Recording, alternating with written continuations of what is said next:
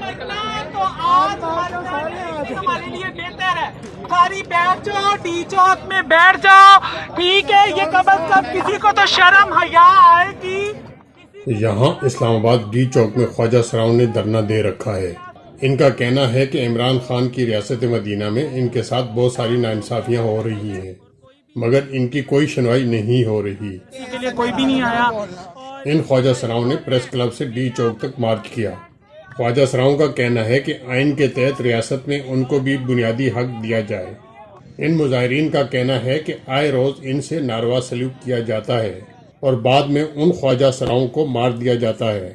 مظاہرین کا کہنا ہے کہ ہمیں بھی معاشرے میں برابر کا حق دیا جائے اور ہمارے ساتھ ناانصافی اور ناروا سلوک بند کیا جائے۔